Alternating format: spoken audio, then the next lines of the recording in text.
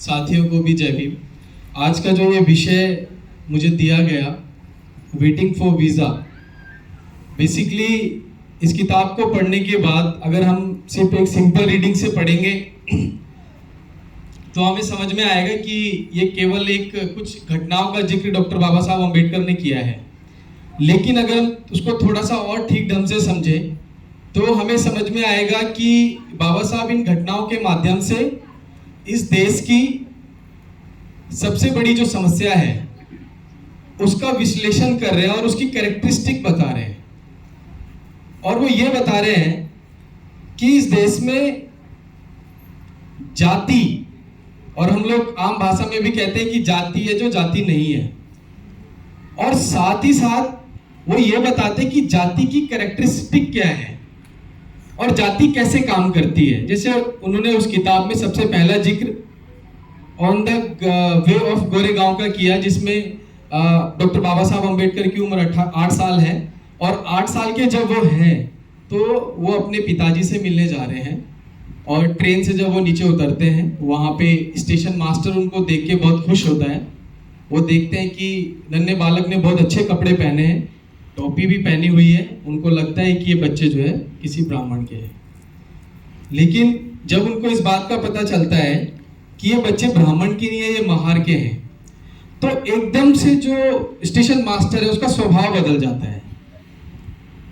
This is the problem. और आज भी जब किसी को आपकी जाति पता चलती है, उसके हाव भाव चेंज हो जाते हैं, उसके बोलने का तरीका बदल जाता है, उसका सम्मान देने का तरीका बदल जाता है, उसकी जो उम्मीदें हैं, वो आपसे बात कर रहा था ये देख के समझेंगे तो हमें समझ आएगा बच्चे वही हैं, कपड़े वही हैं, चेहरा वही है, लेकिन सिर्फ जाति की वजह से इंसानियत बदल गई। और इस बात को हमें समझना है कि एक 8 साल के बच्चे के साथ भी जाति के आधार पर इस तरीके का व्यवहार किया जा सकता है कि तांगे वाला कहेगा कि मैं तुझे लेके नहीं जाऊंगा, बैलगाड़ी वाला। उसके बाद रास्ते चलते उनको जहां वो पानी पीने जाते हैं तो पानी भी नहीं दिया जाता। तो इस देश में पानी पीने के लिए भी जाति बहुत जरूरी है। इसलिए मैं आपको इस किताब को समझने के लिए ओम प्रकाश वाल्मीकि की एक किताब है झूठन, वो लगभग इस किताब की जो घटनाएं हैं उससे जुड़ी हुई है। मैं उसी का एक जो है थोड़ा सा शीर्षक आपको पढ़ के सुनाऊंगा, उससे हमें इस किताब को समझने में और इस विषय को समझने में आसानी होगी। तो इस किताब के इस कविता में कहते हैं, चूल्हा मिट्टी का, मिट्टी तालाब की, तालाब ठाकुर का। चूल्हा मिट्टी का, मिट्टी तालाब की, तालाब ठाकुर का। भूख रोटी की, रोटी बाजरे की, बाजरा खेत का और खेत ठाकुर का। बैल ठाकुर का, हल ठाकुर का, हल की मूठ पर हथेली अपनी, फसल ठाकुर की, कुआं ठाकुर का, पानी ठाकुर का, खेत खलियान ठाकुर के, गली मोहल्ले ठाकुर के, फिर अपना क्या, गांव शहर क्या। ये जो किताब है और ये जो घटनाएं हैं, ये हमें ये दर्शाती है, ऐसा एहसास कराना चाहती है कि हम इस देश की जो सबसे घिनौनी साजिश, इस देश की सबसे अमानवीय साजिश, जिसने इस देश की प्रतिभा को मारने का काम किया, उसको जाति कहते हैं।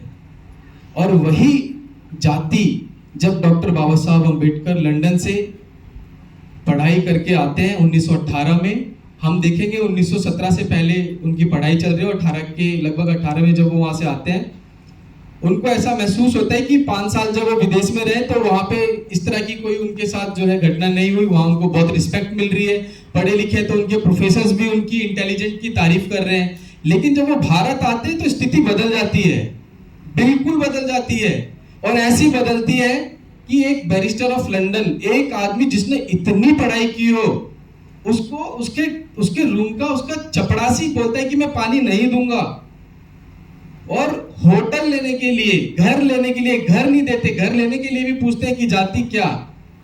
तो ये जो जाति है और ये जो जाति का खेल है, सिर्फ हिंदुओं तक सीमित नहीं है, ये हर जाति में, हर धर्म में है। तो इसमें दूसरा जो अध्याय है पारसी धर्मशाला का, आप लोगों को, हम लोग उसको संकल्प दिवस के रूप में भी आगे मनाते हैं जब बाबा साहब वहां से जो है परेशान होके जाते हैं। तो बाबा साहब उस किताब में कहते भी हैं कि जो आदमी हिंदुओं के लिए अछूत है वो पारसी के लिए भी अछूत है, और जो आदमी पारसी के लिए अछूत है वो आदमी मुसलमानों के लिए भी अछूत है। ये डीप एनालाइज डॉक्टर बाबा साहब अम्बेडकर ने किया, इसीलिए उन्होंने बुद्धिज्म अडॉप्ट किया। जो मैं समझा, मैं मेरे हिसाब से बता रहा हूं कि मुझे यही समझ आया कि उन्होंने इन सभी धर्मों को, इन सभी धर्मों की क्रूरता, इन सभी धर्मों को देखा कि इन सभी धर्मों के अंदर एक मानव को डेवलप करने के लिए जो चीजें चाहिए उनका किस तरीके से विनाश किया। सिर्फ रहने का और बैलगाड़ी में बैठने तक की बात सीमित नहीं है। इसी बुक में एक और जिक्र है, 4 घटनाएं डॉक्टर बाबा साहब अम्बेडकर के व्यक्तिगत जीवन से संबंधित हैं, लेकिन 2 घटनाएं और भी हैं जो डॉक्टर बाबा साहब अम्बेडकर इसी किताब में जिक्र करते हैं। इस किताब में वो लास्ट में जिक्र करते हैं एक भंगी जाति के लड़के का जिसने बहुत मेहनत करके एक क्लर्क की नौकरी हासिल करी, लेकिन जब वो लाइब्रेरियन की कुर्सी पर बैठता है तो लाइब्रेरियन वहां दूर से उसको चिल्ला के बोलता है, उसकी जाति पता चलने के बाद, कि कुत्ते भंगी तू मेरी गाड़ी कुर्सी पे कैसे बैठा। This is the mindset. आप देख लो, अब एक आदमी जो लंदन से पढ़ के आया, उसके साथ भी सिर्फ जाति की वजह से, एक बच्चा जो 8 साल का युवा है उसके लिए उसका भी जाति की वजह से, घर नहीं दिया गया जाति की वजह से, अपमानित किया गया जाति की वजह से, और ये सारी बीमारियां सब जाति की वजह से। आपको पता है, आपको इस देश में न्याय भी जाति के आधार पे मिलता है, ये बात मैं आपको बता सकता हूं, साबित कर सकता हूं, इसके एविडेंस है। इस देश में हम लोग देखते हैं एक कानून है जिसको बोलते हैं हम लोग sexual protection from at work place. ये कानून आया भवरी देवी के केस से, और भवरी देवी का केस इतना जानने योग्य है कि हर व्यक्ति को और इस भारत में रहने वाले हर व्यक्ति को पता होना चाहिए। भवरी देवी का केस ये था, एक महिला जिसने चाइल्ड मैरिज को रोका। जब चाइल्ड मैरिज को रोका तो जिसकी चाइल्ड मैरिज होगी थी वो ठाकुरों का घर था, तो ठाकुर लोगों ने भवरी देवी का रेप किया खुलेआम गांव में उसके पति के सामने। वो न्याय मांगने के लिए जब थाने में गई, उसकी एफआईआर करने के लिए पुलिस वालों ने मना किया, बोले कपड़े उतारो, हमें दिखाओ कि कैसे रेप हुआ है। बहुत मुश्किल से एफआईआर दर्ज हुई। उसके बाद आप यकीन नहीं करेंगे कि उन सबको सेशन में बरी कर दिया गया, और 2 कारण दिए बरी करने के। सबसे पहला कारण जो आपको और मुझे और इस समाज को जानना चाहिए, जो इस बात को कहते हैं ना बार बार बहुत डंके की चोट पे कि राष्ट्र पहले है, राष्ट्र पहले है, और जो झूठा दिखावा करते हैं बंधुभाव का इस देश में वोट मांगने के लिए, तो आपको एहसास होगा उन सबको, जितने वो ठाकुर थे सबको बरी किया सेशन कोर्ट ने, ये बोलकर कि ठाकुर है वो जाति से, और ये जाति से शेड्यूल कास्ट है। तो ठाकुर लोग तो शेड्यूल कास्ट के लोगों को छूते ही नहीं है, बोले तो रेप कैसे कर सकते हैं, और उस आधार पे उसको बरी किया। ये है हमारे देश का न्याय सिस्टम।